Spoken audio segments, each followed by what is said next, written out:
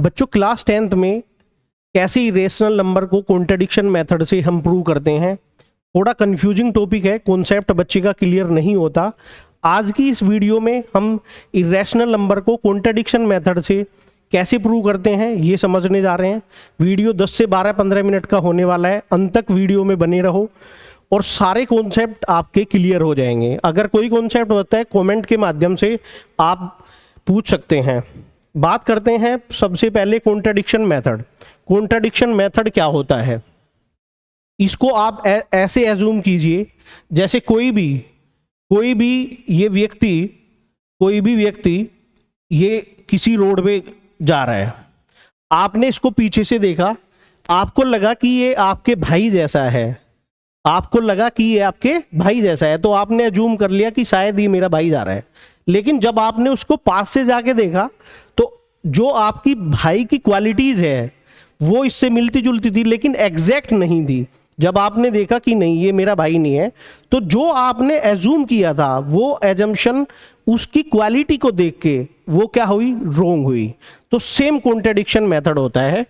जो हमारी एजम्पशन होती है वो क्या हो जाती है, वो गलत हो जाती है, और एजम्पशन गलत होने पर वो कॉन्ट्रडिक्ट मेथड उसको हम बोलते हैं। अभी जैसे बात करें इरेशनल नंबर के लिए, इरेशनल नंबर हम √2 से शुरू करेंगे और इसको कैसे प्रूव करते हैं कि ये इरेशनल नंबर है। तो हम यहाँ पे एज्यूम करते हैं बच्चे। एज्यूम क्या करेंगे, हम एज्यूम करेंगे बच्चे, एज्यूम दैट कि जो ये √2 है, ये क्या है, रैशनल नंबर। इस √2 को यहाँ पे लिखते हैं। √2 हमने एज्यूम किया रैशनल नंबर। रैशनल नंबर की जो प्रॉपर्टी होती है बेटा वो क्या होती है कि हम उसको रैशनल नंबर को हम P/Q की फॉर्म में लिख सकते हैं। कॉन्सेप्ट यहीं पे बिल्ड होगा, थोड़ा यहाँ पे आपको फोकस करना है।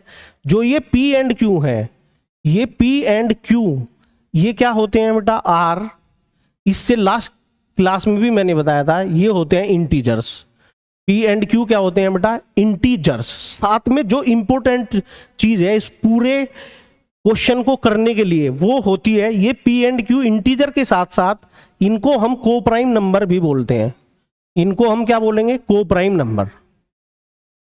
कि सर ये कोप्राइम नंबर क्या होता है, कोप्राइम नंबर वो होता है बेटा जिसका हाईएस्ट कॉमन फैक्टर, जिसका HCF क्या हो 1। कि सर समझ नहीं आई ये बात, अच्छे से समझाओ एक बार। ठीक है बेटा, हम एक फ्रैक्शन लेते हैं 10/4। आप इसको थोड़ा सा कैंसिल आउट करो तो ये आपको मिलेगा 5/2। देखो इन दोनों में हमें क्या मिल रहा था, 2 कॉमन था, तो इसको हमने थोड़ा सा सिंप्लीफाई किया और यहाँ पे हमें क्या मिला 5/2। अब इसको सिंप्लीफाई कर सकते हैं क्या, नहीं कर सकते, क्योंकि इनमें केवल एक ही कॉमन फैक्टर है और वो कॉमन फैक्टर क्या है, 1। बस यही पे इस चीज को ध्यान रखना है।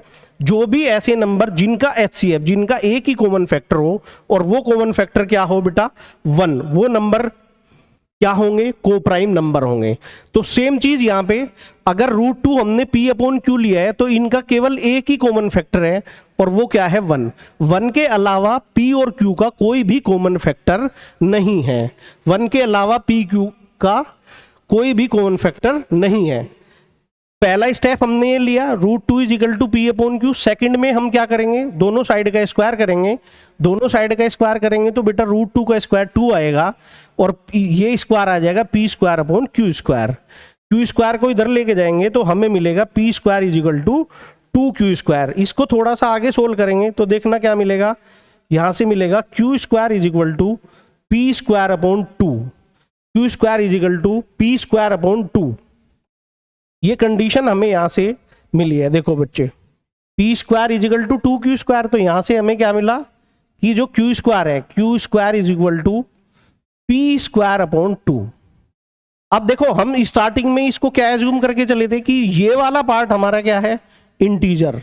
ये वाला पार्ट क्या है, इंटीजर, मतलब ये कंप्लीट एक नंबर है। तो जो इधर 2 से हम P² को डिवाइड करेंगे ये दोनों बराबर है, तो ये भी तो हमें क्या मिलेगा, ये भी तो हमें इंटीजर ही मिलेगा। तो इंटीजर मिलेगा, तो इसका मतलब क्या होगा बेटा कि 2 एग्जैक्टली डिवाइड करता है किसको, 2 एग्जैक्टली डिवाइड करता है किसको, पी स्क्वायर को। तो 2 एग्जैक्टली डिवाइड करेगा किसको बेटा, पी को भी एग्जैक्टली डिवाइड करेगा। मतलब पी का अगर 2 पी को डिवाइड करता है तो मतलब पी का ये क्या है, एक कॉमन फैक्टर है 2, पी का एक कॉमन फैक्टर है 2। इन्होंने यहां पे लिखा है पी स्क्वायर इज इवन। जब 2 का मल्टीपल होगा कोई भी नंबर तो उसको हम क्या बोलेंगे, उसको हम इवन नंबर ही बोलेंगे।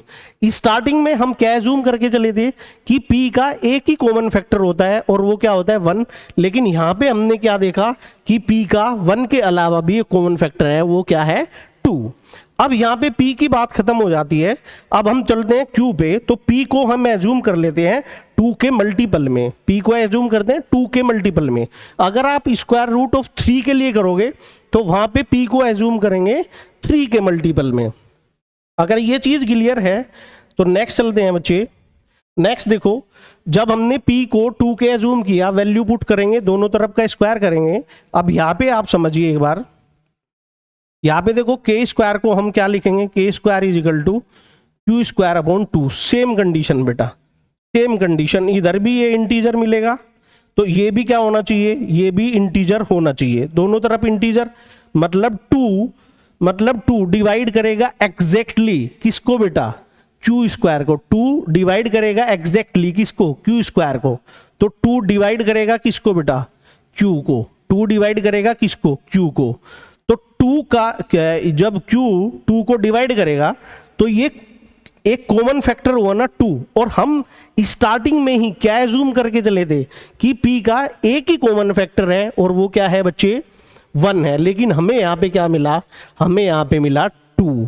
तो जो हमारी एजम्पशन थी वो क्या थी, रोंग। जो हमारी एजम्पशन थी वो क्या थी बच्चे, वो एजम्पशन हमारी रोंग थी।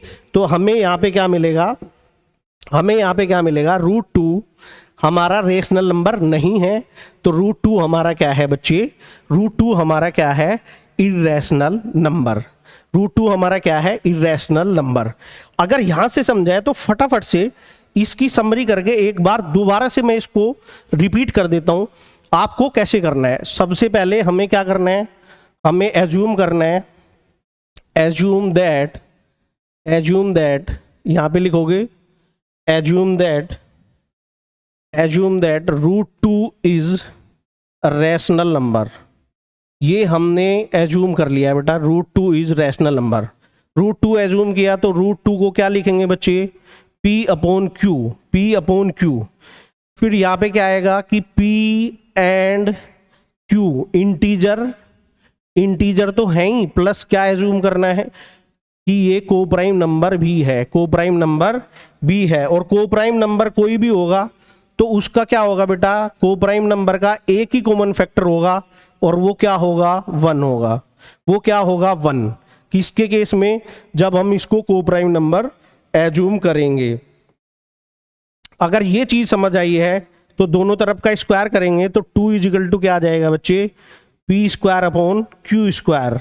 क्यू स्क्वायर को इधर लेके जाएंगे तो ये आएगा पी स्क्वायर अपॉन 2।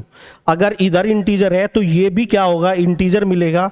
तो यहां से हमने क्या समझा कि 2 एग्जैक्टली डिवाइड करेगा किसको बेटा, पी स्क्वायर को। तो 2 किसको डिवाइड करेगा, 2 डिवाइड करेगा बच्चे किसको, पी को। अगर 2 पी को डिवाइड करता है, 2 से पी को डिवाइड कर देंगे तो p का एक कॉमन फैक्टर होगा और वो क्या होगा, 2। हमने एज्यूम क्या किया था कि ये कॉमन फैक्टर 1 है। अब यहाँ पे p की बात खत्म हो जाती है। अब यहाँ से हम नेक्स्ट क्या लेके चलेंगे बेटा, हम एज्यूम करेंगे p is equal to 2k। हम क्या एज्यूम करेंगे, p is equal to 2k। तो p को रिप्लेस करेंगे बेटा, यहाँ पे जो इक्वेशन थी ये हमारी यहाँ पे, तो 2 इज इक्वल टू क्या आ जाएगा, 2k का होल स्क्वायर अपॉन नीचे क्या आएगा बच्चे, नीचे क्या आएगा, क्यू स्क्वायर। जब इसको सोल्व करोगे तो यहाँ से के स्क्वायर इज इक्वल टू आपको मिलेगा क्यू स्क्वायर अपॉन 2। सेम चीज ये भी दोनों तरफ क्या होंगे बेटा, इंटीजर। मतलब जो 2 है वो एग्जैक्टली डिवाइड करेगा किसको, 2 एग्जैक्टली डिवाइड करेगा किसको, क्यू स्क्वायर को, तो 2 डिवाइड करेगा बच्चे किसको, 2 डिवाइड करेगा बच्चे क्यू को। तो इसका मतलब यहां से क्या होगा कि क्यू 2 डिवाइड करता है क्यू को, तो इसका एक कॉमन फैक्टर क्या होगा 2, और हमने क्या एज्यूम किया था, कॉमन फैक्टर है 1। तो यहां से बेहद इंपॉर्टेंट चीज जो अब नोट डाउन करनी है, आपको नोट डाउन करनी है, क्या लिखना है, अवर जो भी हमने एज्यूम किया था, our assumption is wrong, our assumption is wrong. तो क्या लिखेंगे बच्चे कि √2 is square root of 2 is irrational number, square root 2 is irrational number. I hope सभी बच्चों को ये पूरा कॉन्सेप्ट अच्छे से समझ आया है कि हम √2 को कॉन्ट्रडिक्शन मेथड से कैसे प्रूव करते हैं कि ये इरेशनल नंबर है। अब √2 को रिप्लेस कर सकते हैं आप √3 से, √5 से, तो सेम मेथड आपको फॉलो करना है आपको। आई होप ये बहुत अच्छे से कॉन्सेप्ट क्लियर हुआ होगा। और इसी तरह से अगर किसी और क्वेश्चन में करने में डाउट आता है, कॉन्सेप्ट क्लियर नहीं होता, तो कमेंट के माध्यम से आप मुझे बता सकते हो। ऐसी और वीडियो हम आपके लिए बनाते रहेंगे। जय हिंद मेरे प्यारे बच्चों, नमस्कार।